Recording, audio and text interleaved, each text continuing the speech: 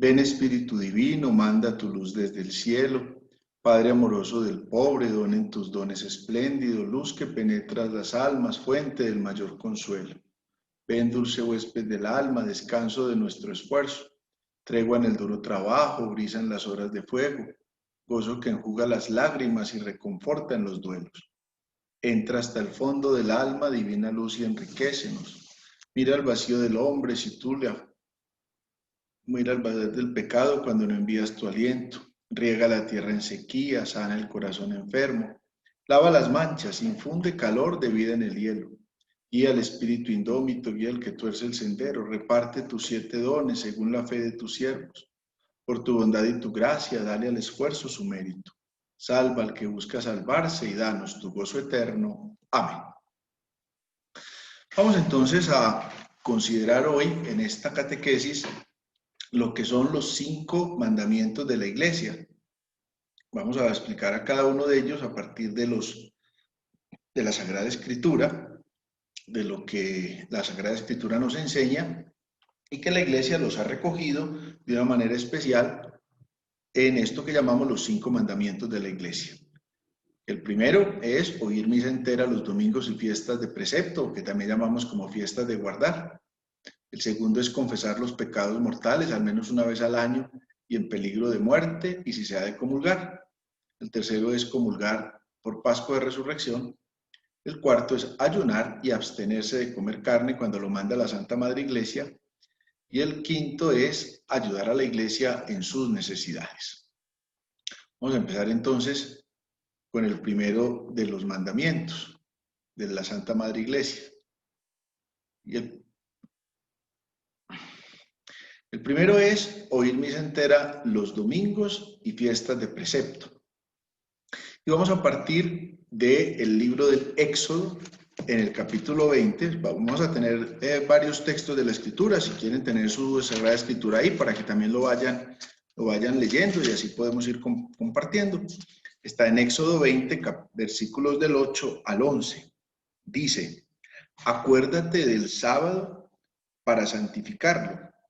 Durante 6 días trabajarás y harás todos tus trabajos, pero el séptimo es día de descanso en honor del Señor tu Dios. No harás en él trabajo alguno, ni tú, ni tus hijos, ni tus siervos, ni tu ganado, ni el extranjero que habita contigo, porque en 6 días hizo el Señor el cielo y la tierra, el mar y todo lo que hay en ellos, y el séptimo día descansó. Por eso bendijo el Señor el día sábado y lo declaró santo. Vemos nosotros entonces en este texto del Éxodo, en el capítulo 20, que nos presenta desde el principio cómo es una voluntad de Dios el que nosotros santifiquemos propiamente un día de la semana. En este caso, en el pueblo de Israel, sabemos que era el día sábado. ¿Por qué el día sábado? El día sábado era el día del precepto de los judíos. En cambio, en el día, para nosotros los cristianos, ya el día de santificación viene siendo el día domingo, porque el domingo es el día de la resurrección del Señor. Y junto con ese día domingo, tenemos lo que se llaman las demás fiestas de precepto. ¿Cuáles son las fiestas de precepto? Aquellas que nos manda la Iglesia cuando son solemnidades. Por ejemplo, la fiesta de la Navidad, independientemente del día que caiga, puede caer un lunes o un martes, se equipara a un domingo. Es un día de misa obligatorio. Por ejemplo, el día de el 1 de enero, que es el día de Santa María Madre de Dios. Por ejemplo, el 8 de diciembre, el día que caiga, es una fiesta de precepto que tenemos que respetar. Habrán otras solemnidades que caen el día domingo, entonces no se genera para nosotros una confusión, pero generalmente aquellos preceptos que no caen en domingo se equiparan a la fiesta del domingo. ¿Por qué santificar entonces el día? Si nosotros miramos el Salmo 118, en los versículos del 1 al 4, el salmista dice: den gracias al Señor porque es bueno, porque es eterno su amor. Diga al pueblo de Israel, es eterno su amor. Diga la descendencia de Aarón, es eterno su amor. Digan los que respetan al Señor, es eterno su amor. Y continúa el Salmo 118 haciendo una expresión muy bonita de lo que significa para el espíritu cristiano poder honrar y venerar al Señor. Debemos tener en cuenta que cuando nosotros vamos a la Santa Misa, estamos aprovechando un momento de alabanza y de glorificación a Dios nuestro Señor. Por eso la importancia de santificar el día del Señor. Es un momento de reconocer la obra del Señor. El domingo se convierte como en un ancla entre la semana que termina y la nueva semana que comienza. Es un momento importante para nosotros poder agradecer al Señor y al mismo tiempo un momento importante para nosotros encontrar lo que el Señor nos está pidiendo para ese día. Es un momento de oxigenación, es un momento en el que nos llenamos de la gracia de Dios, un momento en el que vamos abriéndonos permanentemente a lo que Dios nos está diciendo. Si miramos la carta a los Romanos en el capítulo 12, al inicio, capítulo 12, versículo 1, San Pablo les está diciendo a los de Roma, y ahora nos está diciendo a nosotros: les pido pues, hermanos, por la misericordia de Dios, que se ofrezcan como sacrificio vivo, santo y agradable a Dios. Este debe ser su auténtico culto, porque más que ir a estar ahí y no darnos cuenta de lo que está pasando, es ante todo un momento de ofrecimiento. Yo mismo me ofrezco al Señor, yo mismo me ofrezco al Señor como una ofrenda, como dice San Pablo, como una ofrenda, como un sacrificio vivo, santo y agradable a Dios. Al respecto también San Pedro en la primera carta, en el capítulo 2, versículo 5, dice: también ustedes mismos, como piedras vivas, van construyendo un templo espiritual dedicado a un sacerdocio consagrado para ofrecer, por medio de Jesucristo, sacrificios espirituales agradables a Dios. Oír entonces, como está presentado el mandamiento, ya es una tarea bíblica también. Acuérdense ustedes que cada que el profeta va a empezar a hablar, dice: escucha Israel. En hebreo hay una expresión muy bonita para eso, es Shema. Shema Israel, escucha Israel. Y luego cuando a Jesús le preguntan cuál es el mandamiento más importante, dice Shema, escucha, escucha, amarás al Señor tu Dios y amarás al prójimo como a ti mismo. Por consiguiente, participar de la celebración de la misa no es solamente un gesto físico. Yo estoy ahí, pero no estoy, porque puede que yo me pare, me siente, me arrodille y entre y salga y no me dé cuenta de lo que ahí está pasando. Al contrario, participar en la misa, poner el corazón, estar en disposición. ¿Por qué? Porque es el día del Señor, como lo acabamos de escuchar en el Salmo 118, porque alabo al Señor por toda su bondad, por toda su grandeza, por todo lo que el Señor ha hecho en mí. Es un momento de poner en el altar del Señor eso que nosotros somos, esa que es nuestra intención más sentida, de qué manera yo voy entregando mi vida. Por consiguiente, ese es el primer mandamiento que nos enseña la Iglesia. Vamos al segundo mandamiento. El segundo mandamiento es confesar los pecados mortales al menos una vez al año y en peligro de muerte y si se ha de comulgar. O sea que es un mandamiento que se nos presenta como en una triple dimensión. En el Evangelio de San Mateo, en el capítulo 9, versículo 6, nuestro Señor dice a los apóstoles: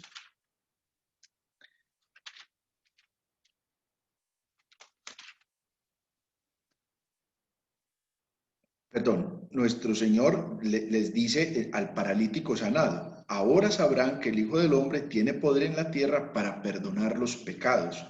Entonces se dirigió al paralítico y le dijo: levántate, toma tu camilla y vete a tu casa. Démonos cuenta, cada que nuestro Señor tiene un encuentro con las personas, lo primero que hace es perdonarles los pecados, más allá de la enfermedad. Cualquiera de los enfermos que nuestro Señor encuentra, lo primero que nuestro Señor hace antes de curarlo de la enfermedad que lo agobia es el perdonarle los pecados. ¿Por qué? Porque el perdón de los pecados ya es un gesto de redención, es un gesto de la misericordia de Dios. Dios mismo nos concede el perdón, porque es imposible poder llevar una vida espiritual si nosotros estamos afectados por el pecado. Y en la tarea primera de Jesucristo al anunciar el reino es precisamente la de concedernos la redención, el perdón de los pecados, para que la persona pueda seguir caminando en la presencia de Dios. Nosotros todos somos frágiles, todos nosotros cometemos pecados. ¿Qué más quisiera uno que poderse mantener en la gracia de Dios? Incluso una vez que uno ya recibe el sacramento de la penitencia, pues ojalá pudiera uno mantenerse en la gracia de Dios. Pero como seguimos siendo frágiles y pecadores, entonces el Señor nos perdona los pecados. Y la manera que tiene para perdonarnos los pecados es por medio de aquellas personas que precisamente ha ungido con el sacramento, con el santo crisma, es decir, les ha concedido el sacramento del orden. En Juan, en el capítulo 20, versículos del 21 al 23, después de la resurrección, cuando Él se presenta ante ellos, les mostró, dice el Evangelio, Juan 20, voy a leer desde el versículo 20, les mostró las manos y el costado. Los discípulos se llenaron de alegría al ver al Señor. Jesús les dijo de nuevo, la paz esté con ustedes. Y añadió, como el Padre me ha enviado, yo también los envío a ustedes. Sopló sobre ellos y les dijo, reciban el Espíritu Santo. A quienes les perdonen los pecados, Dios se los perdonará. Y a quienes se los retenga, Dios se los retendrá. Vemos entonces un momento importante en el cual nuestro Señor le concede a los apóstoles la gracia de poder perdonar pecados. Pero obviamente, como los apóstoles no iban a vivir hasta la segunda venida, ese poder los apóstoles lo fueron transmitiendo a sus sucesores, es decir, a los sucesores de los apóstoles, que son los obispos, y los obispos así lo han transmitido a los sacerdotes para que puedan ellos perdonar pecados. Pero aquí hay una cosa interesante. También los obispos y los sacerdotes son objeto de la penitencia, es decir, también ellos, o nosotros en el caso mío, tenemos que confesarnos y recibir la gracia del perdón. Santiago, el apóstol, en el capítulo 5, versículo 16, dice, reconozcan pues mutuamente sus pecados y oren unos por otros para que sanen. Mucho puede la oración insistente del justo. Ya Santiago reconocía la necesidad de poder sacar a flote el pecado. ¿Qué ventaja tiene el sacramento de la confesión? Que yo reconozco mi pecado. Cuando yo voy al confesionario, más que el interés morboso de una persona, que es el sacerdote, de saber en qué fue que yo fallé, es mi acto de humildad que me lleva a descubrir en qué me equivocaba. Porque cuando yo reconozco en qué me equivoqué, ya estoy en camino o en disposición para poder actuar de la mejor manera en la presencia de Dios. De qué manera yo voy respondiendo a ese llamamiento del Señor. Los santos padres dicen, es que lo que no es asumido no es redimido. Cuando yo reconozco que he fallado en tal o cual pecado, yo ya reconozco al mismo tiempo que tengo que ponerme en una tarea. Hombre, ¿cómo voy a mejorar ese pecado que vengo trabajando, que vengo cargando para poder estar sano? Entonces, por eso viene y me dice el mandamiento de la Iglesia, confesar los pecados mortales al menos una vez al año, al menos. ¿Qué quiere decir eso? Ojalá usted pueda frecuentar la confesión. Los padres espirituales sugieren que nos confesemos con frecuencia. Tampoco es confesarnos el mismo día 2 o 3 veces, porque no tendríamos forma tampoco de hacer como el ejercicio de proponernos un camino. Pero, ¿con qué frecuencia me confieso? Al menos una vez al mes. Hay espacios particularmente importantes en la vida de la Iglesia, como es, por ejemplo, el espacio de la Cuaresma y del Adviento. Acuérdense que Cuaresma y Adviento son periodos penitenciales que la Iglesia ofrece para que nos preparemos a las grandes fiestas. La Cuaresma nos prepara a la gran fiesta de Pascua, el Adviento nos prepara a la gran fiesta de la Navidad. Y por eso el sacerdote se viste de morado. Y por eso tenemos la práctica del ayuno y la abstinencia, que vamos a hablar más adelante de esos dos temas, pero aquí son prácticas que nos van llevando a la mortificación para nosotros ir purificándonos, haciendo de nuestro interior un espacio fuerte, fortalecidos por nuestra voluntad y fortalecidos por la gracia de Dios. Entonces, por eso dice al menos una vez al año. Por eso vea que con mucha frecuencia antes de la Semana Santa nos confesamos, como cumpliendo con este mandamiento de la Iglesia. No implica que no nos debamos confesar con más frecuencia. Pero también cuando estamos en peligro de muerte. Y estar en peligro de muerte no significa que tenemos que esperar que el médico nos diga que nos quedan 20 minutos para morirnos, porque en ese orden de ideas puede que yo no encuentre un sacerdote que venga y me confiese. Cuando estoy en peligro de muerte ante tantas cosas que me pueden suceder, me van a someter a una operación de alto riesgo, una cosa de alto riesgo porque yo sé que puedo accidentarme o hacer un gran viaje y puedo tener un accidente, en fin. Y luego también lo advierte si se ha de comulgar, porque acuérdense ustedes que para recibir la comunión hay que procurar estar en estado de gracia. Tanto que la misa siempre comienza con un acto penitencial. Inmediatamente el sacerdote nos introduce en la celebración de la misa en el nombre del Padre, del Hijo y del Espíritu Santo. Luego empieza diciendo, yo confieso, y empieza el mismo sacerdote reconociendo su pecado. Yo confieso ante Dios Todopoderoso, y toda la comunidad en pleno también se une. Por eso es valioso descubrir cómo el Señor perdonaba. Lo acabamos de ver en Mateo 9, del 6. Cómo nuestro Señor perdona los pecados de cualquier enfermo que se le acerque. Recuerden, por ejemplo, el episodio de aquel paralítico que traen 4 amigos y como Jesús está atendiendo en un lugar tan cerrado, ellos quitan el techo, descienden al paralítico. Y cuando Jesús lo encuentra, lo primero que hace es perdonarle los pecados, después lo cura de su parálisis. Recuerden otro episodio, por ejemplo, el de la mujer que sufre de flujos de sangre, de hemorragias, y una vez que lo toca, dice que inmediatamente la hemorragia cesó, pero a la mujer todavía le faltaba la paz. Y Jesús le dice, qué grande tu fe, vete en paz, es decir, le perdonó. Cuando viene la mujer pecadora que iba a ser apedreada, Jesús, después de que todos se fueron dejando las piedras a un lado, miró a la pecadora y le dijo, yo tampoco te condeno, vete, pero en adelante no peques más. Luego entonces ese poder, porque es un poder importante, Jesús se lo da a los apóstoles, como lo acabamos de escuchar en Juan 20. Todas las religiones tienen prácticas penitenciales. Piensen, por ejemplo, los hinduistas van y se bañan en el río Ganges. ¿Por qué? Porque es buscando la manera de redimir. Aquí el Señor nos dejó a nosotros la manera más fácil.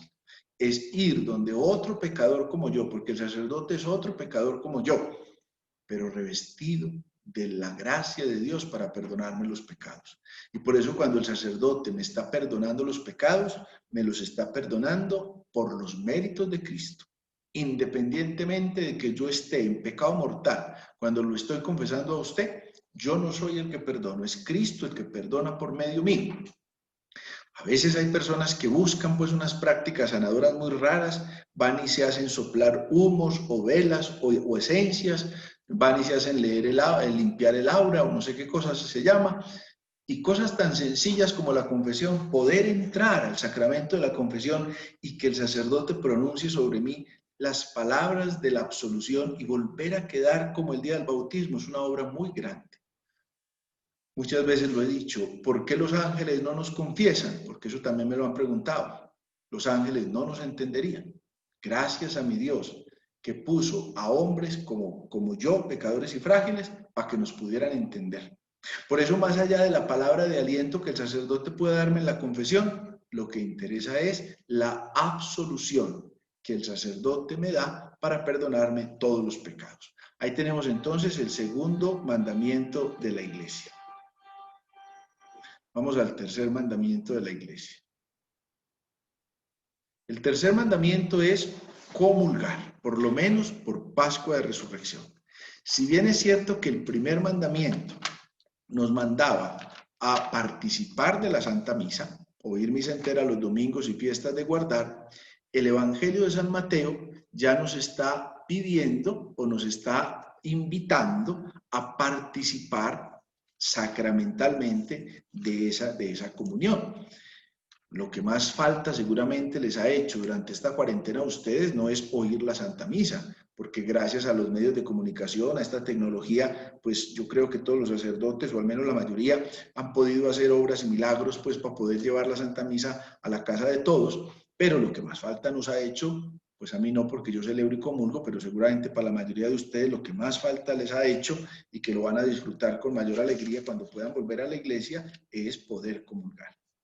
En Mateo capítulo 26, versículos del 26 al 28, Mateo nos cuenta cómo fue la institución de la Eucaristía. Y dice, durante la cena, en la última cena, Jesús tomó pan, pronunció la bendición, lo partió y dándolo a sus discípulos les dijo, tomen y coman, esto es mi cuerpo.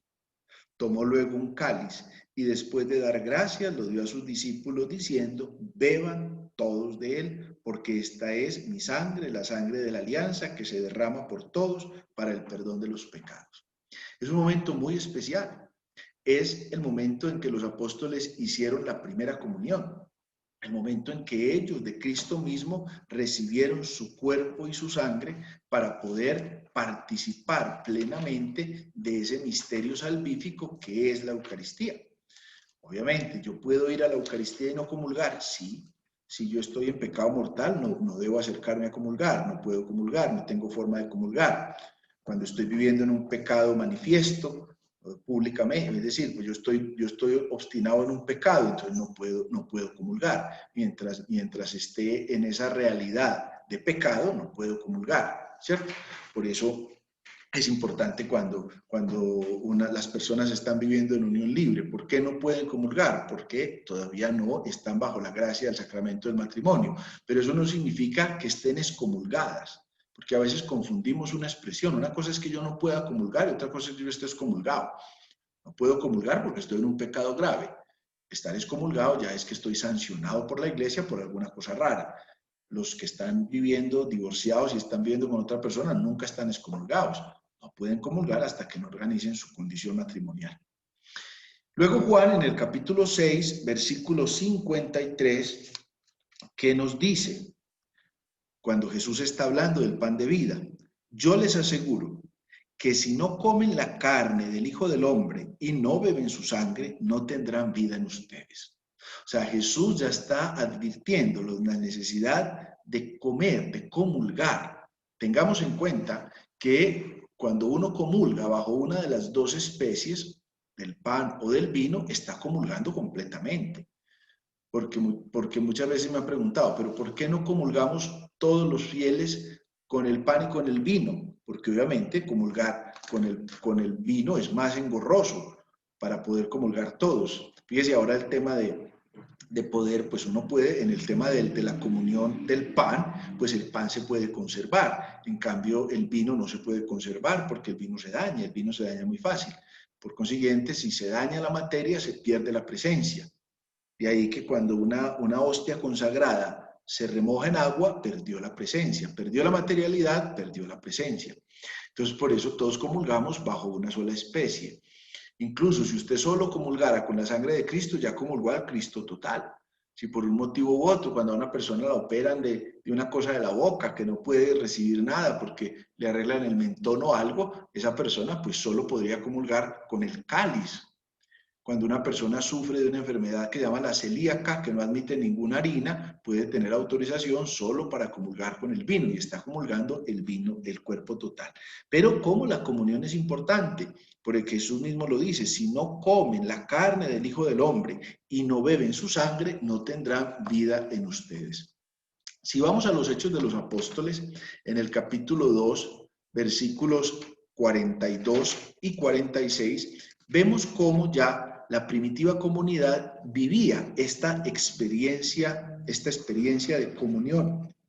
En el capítulo 2, versículo 42 leemos, los que habían sido bautizados, porque obviamente para poder comulgar hay que ser bautizado, los que habían sido bautizados se dedicaban con perseverancia a escuchar la enseñanza de los apóstoles, vivían unidos y participaban en la fracción del pan y en las oraciones. La primitiva comunidad llamó a la Santa Misa la fractio panis, es decir, la fracción del pan, por aquel gesto que Jesús tomó el pan y lo partió y lo entregó, se lo dio a los apóstoles.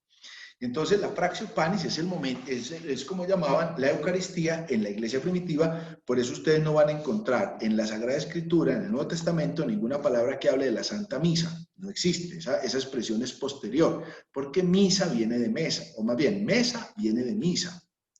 Entonces, la Santa Misa implica es la Santa Mesa, como quien dice, donde se obra ese don maravilloso de...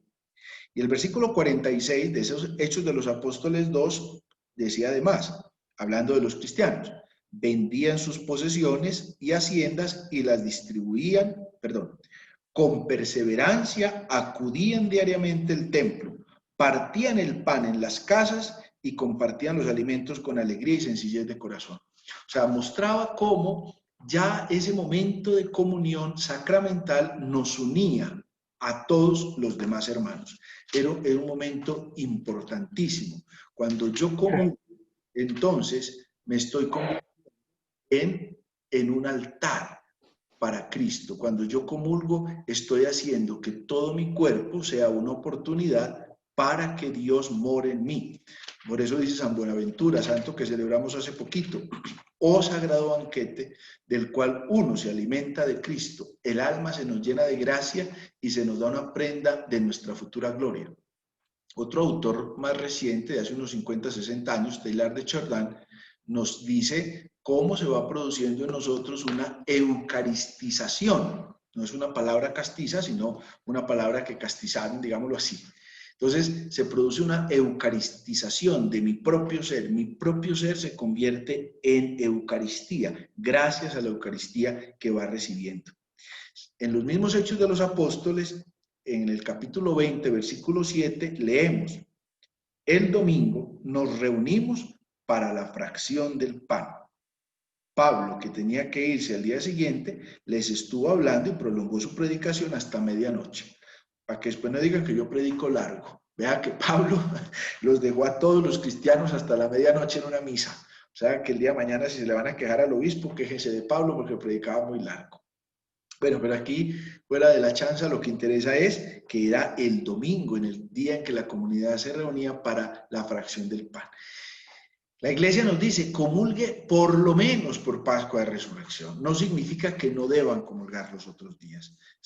Tenemos la gracia de tener la Eucaristía todos los domingos. Y en el caso de la ciudad de Medellín, tenemos Eucaristía todos los días. Y fuera de eso, tenemos varias Eucaristías en los días. Y por ejemplo, el domingo tenemos varios horarios de Eucaristía.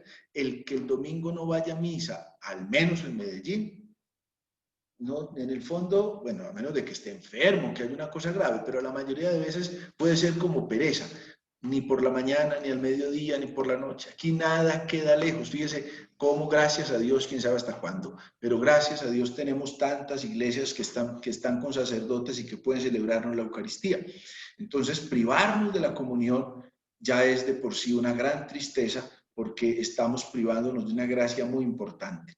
Por eso, la misma Escritura lo dice, comulgue por lo menos por Pascua de Resurrección. Y obviamente por eso el mandamiento anterior que nos hablaba de la confesión al menos una vez al año, como preparación a esa Pascua. En la iglesia primitiva solo se celebraba misa una vez al año por Pascua de Resurrección. Después se celebraba solo los domingos, durante muchos siglos se celebró solo los domingos. Solo hace más o menos unos 100 años, 120 años, con el Papa Pío X, a quien celebramos la fiesta hace poquito a San Pío X, comulgamos los cristianos todos los días. Fíjese que son cambios que se han ido dando. Pero yo también he tenido ocasión de conocer personas que solo pueden comulgar una vez al año, pero no por voluntad de ellas, sino porque no tienen sacerdotes que vayan. Piense usted, un sacerdote de aquí de Medellín que prestó su servicio en Canadá, era párroco de 21 parroquias en Canadá. Entonces, cada domingo pasaba al menos por 3 y con distancias muy grandes. ¿Qué significaba? Que por cada parroquia podía pasar cada mes. O sea, los feligreses de esa parroquia podían comulgar una vez al mes. Otra vez me tocó darle un curso a unas monjitas lauritas que viven por ahí en el Amazonas y me contaban que ellas recibían un sacerdote una vez al año. El sacerdote estaba con ellas una semana, luego les dejaba santísimo para que siguieran comulgando, pero ellas podían comulgar unos 3 meses, porque obviamente ya la humedad de la selva iba dañando la materialidad de las formas del Santísimo, entonces se perdía la forma y se perdía la presencia, como ya les he dicho. Y se quedaban las pobres monjitas los otros 8 o 9 meses sin recibir la comunión sacramental porque no podían. Imagínese usted, más que lo que nosotros hemos vivido de cuarentena. Lo que pasa es que nosotros como todo lo tenemos a la mano, a veces nos quejamos más de la cuenta. Llevo 4 meses sin comulgar. Y yo digo, yo conozco monjitas que dejan de comulgar 8 o 9 meses porque no tienen quien les celebre la Eucaristía. Entonces, comulgar por lo menos por Pascua de Resurrección. Tercer mandamiento de la Santa Madre Iglesia.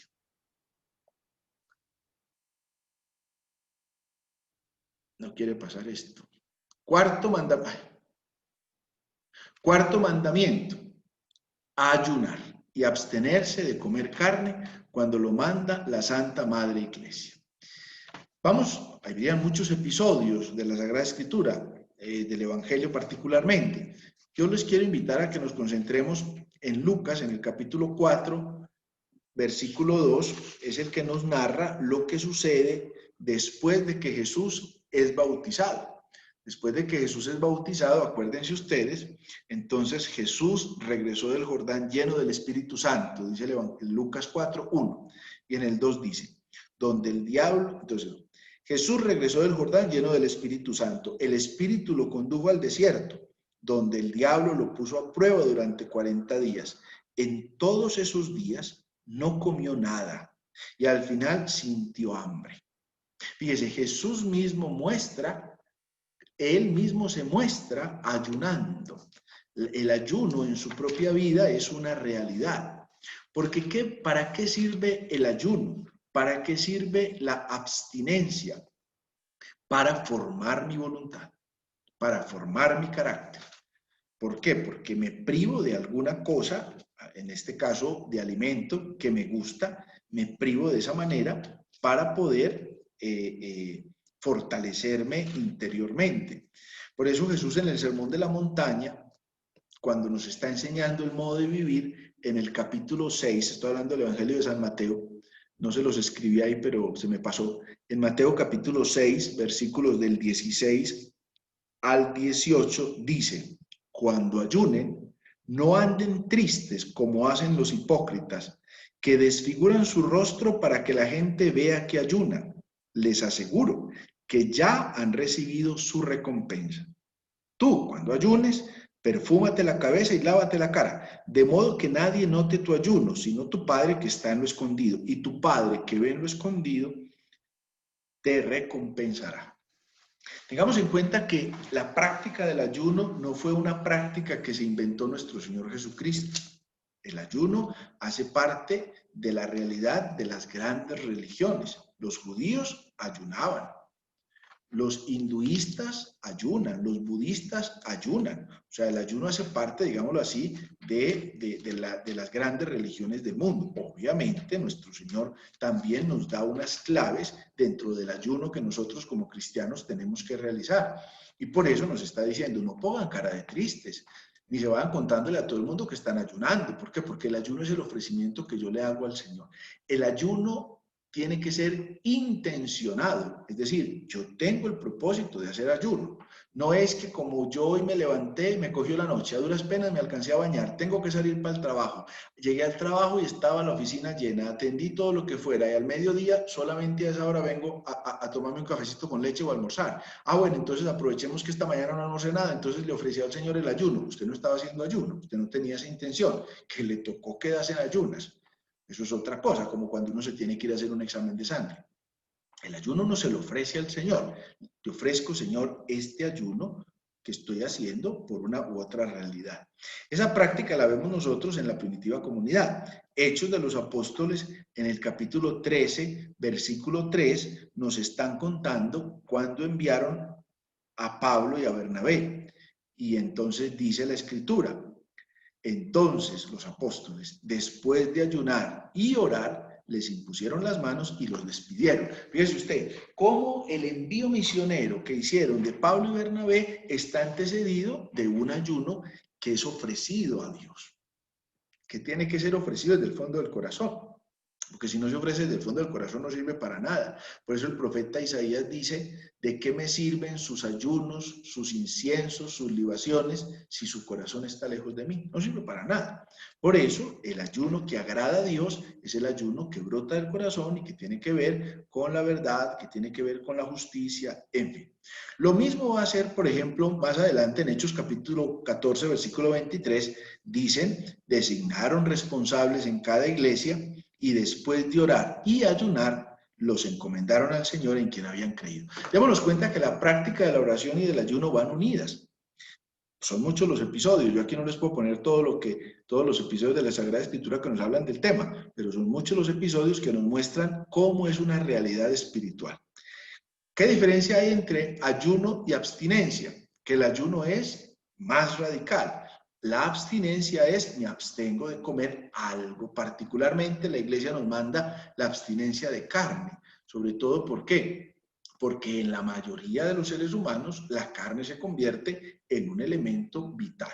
Pero entonces alguno me puede decir, pero es que a mí la carne no me gusta, entonces yo no tengo que hacer abstinencia. O alguno me dice, es que como yo solo como, yo no como carne de ningún tipo, entonces yo no tengo que hacer abstinencia. No, usted se puede abstener de comer aquello que le gusta, pero ofreciéndoselo al Señor. Me abstengo de comerme una torta, me abstengo de tomar un café, me abstengo de comer un helado, me abstengo de fumarme un cigarrillo. ¿Por qué? Porque es lo que me gusta. Entonces, en ese orden de ideas, yo me abstengo para ofrecérselo al Señor.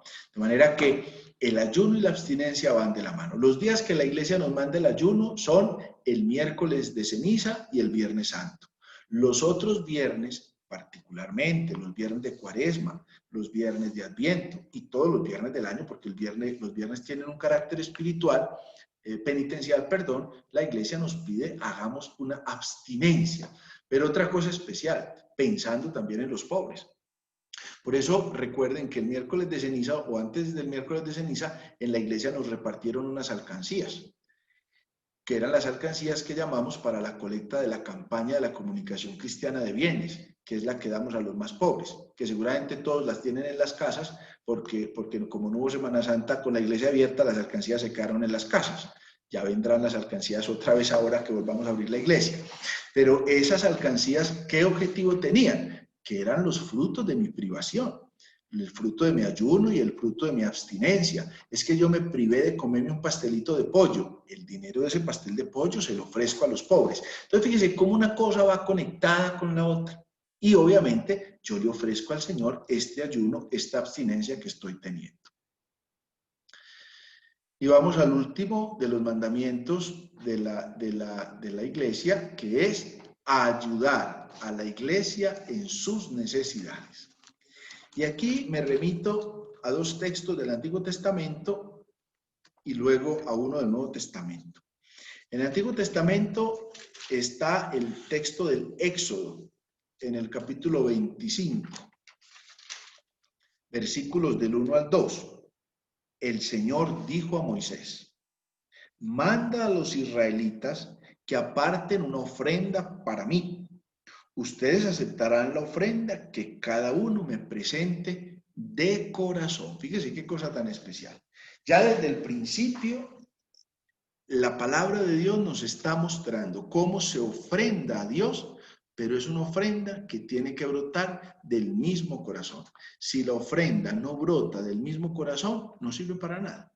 Recuerden ustedes un pasaje ya del Nuevo Testamento, cuando Jesús está en el templo, viene un hombre rico, se acerca a la alcancía del templo, en esa alcancía del templo ese hombre rico echa mucha plata, no dice cuánto. Después de que se acerca ese hombre rico, se acerca una viuda pobre, que solo tenía 2 monedas, y esa mujer echó esas 2 monedas. ¿Qué dice nuestro Señor? ¿Cuál de los 2 echó más? Entonces dice, pues esta viuda, esta pobre viuda echó más. Y dijo, claro, porque esa viuda echó todo lo que tenía. Fíjese qué cosa tan especial. Esa viuda echó todo lo que tenía para vivir. Es decir, esa viuda puso el corazón. Cuando decimos ayudar a la iglesia en sus necesidades, estamos hablando de la obra de Dios. Porque ¿para qué es la plata en la vida de la iglesia? Para poder ejercitar la obra de Dios. Fundamentalmente son 4 cosas que se hacen con la plata en la vida de la iglesia. Primero, el sostenimiento del culto. Segundo, el sostenimiento de los ministros del culto. Tercero, la pastoral. Cuarto, las obras de caridad. Para eso es la plata de la iglesia. Por ejemplo, en el culto, no podemos pensar que el culto son solamente las hostias y el vino que se usa en el altar. Tenemos que pensar en el edificio mismo donde celebramos la misa, en las reconstrucciones que tenemos que hacer, en la reparación, en la pintura, la energía, el puesto predial, las cosas que hay que pagar para que el culto pueda darse. Cuando pensamos en los ministros, pensamos es que los ministros se dedican el tiempo completo al servicio del Señor. Y por eso los ministros y los trabajadores de la iglesia, precisamente, ¿de dónde viven? Viven de las ofrendas de los fieles para poder hacer eso. ¿Quién hace el aseo? ¿Quién atiende la secretaría? ¿Quién atiende la música? En fin. Luego, cuando hablamos de la pastoral, hablamos de todo lo que la pastoral implica. ¿Qué cosas se requieren para poder hacer la pastoral? Este computador que yo tengo aquí conmigo, pues es precisamente para poder hacer la pastoral con ustedes. O sea, que no podemos decir que es que yo lo tengo para jugar. Y así tantas otras cosas. Y luego, obviamente, la caridad, la atención a los pobres. La plata de la iglesia es para eso, para atender a estas necesidades. Entonces, así estamos dándole estamos ayudando en la obra de expansión del reino, en la obra del anuncio de Dios. El libro del Eclesiástico, en el capítulo 35, versículos del 8 al 10, dice: siempre que ofrezcas algo, hazlo con semblante alegre y paga los diezmos de buena gana. Da al Altísimo según te dio Él a ti, con generosidad, según tus posibilidades, porque el Señor sabe retribuir y te devolverá 7 veces más. Fíjense que es una palabra muy bonita que nos llena también de la generosidad. Y yo sé, cuanto uno más da, uno más recibe. Eso tiene un efecto muy particular. Entre más egoístas somos, menos cosas recibimos. ¿Cómo ha sido de grande la misericordia de Dios con todos los suyos?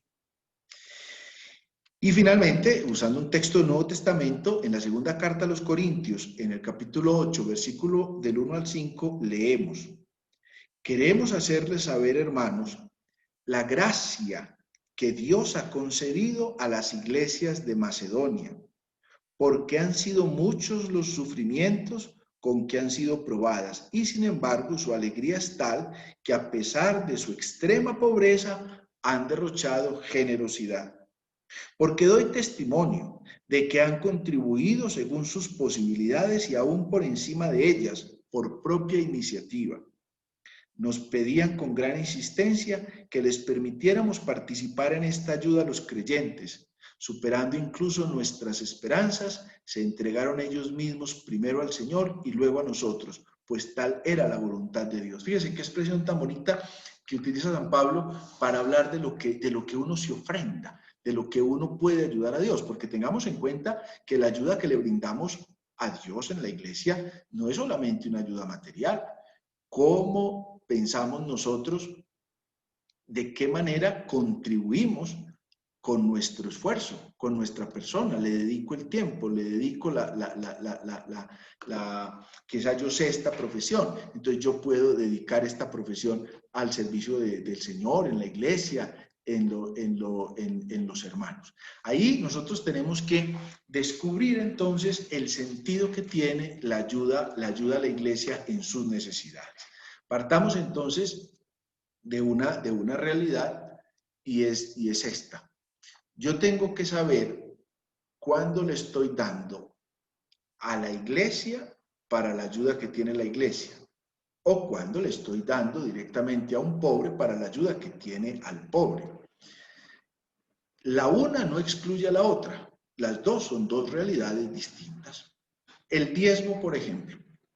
El diezmo es, desde el Antiguo Testamento, el aporte que todas las tribus de Israel daban al sostenimiento del culto. Acuérdense que eran 12 tribus. Solo una de las tribus, la tribu de Leví, se dedicaba al culto. Por eso, la única de las tribus que no pagaba el diezmo era la tribu de Leví. ¿Por qué los levitas no pagaban el diezmo? Porque ellos ya dedicaban su vida al servicio del culto. Entonces la tribu de Leví ya aportaba a las personas para el culto. Las demás tribus aportaban económicamente para el sostenimiento del culto, que en ese momento era una décima parte de todas las cosechas. Aquí en la Iglesia Católica particularmente ya se habla de lo que usted gana en un día, por su salario, por sus rentas, por sus dividendos, por sus acciones. Eso es lo que usted ofrenda a la iglesia. Entonces, ese es el diezmo. El diezmo es mi participación a la iglesia para que la iglesia haga sus tareas. Otro cantar son las ofrendas que yo doy para otro motivo, que puede ser lo que se llama para una causa precisa. Por ejemplo, vamos a hacer esta colecta para las vocaciones. Entonces, ese dinero está destinado a las vocaciones. O este dinero que vamos a recoger hoy es para las misiones, entonces una tarea específica para las misiones. O habrán otras ofrendas, que es la que recogemos cada domingo, que es para el conjunto de todas las acciones de la iglesia, para su sostenimiento, para el culto, para las ayudas para la pastoral, para las ayudas de caridad. Y otra cosa es la donación que yo también puedo hacer, es que yo tengo a una persona de mi familia que le doy un mercadito, que le doy no sé qué, o sea, es la ayuda. En todo esto, independiente de que sea el diezmo, de que sea una ofrenda rogada, es decir, que es con una intención específica, desde una ofrenda sin intención, o sea, una ofrenda para la cotidianidad, o una ofrenda para un pobre, estamos, si desde la vida espiritual lo vemos, ofreciéndosela al Señor, le estamos poniendo el corazón. Bueno,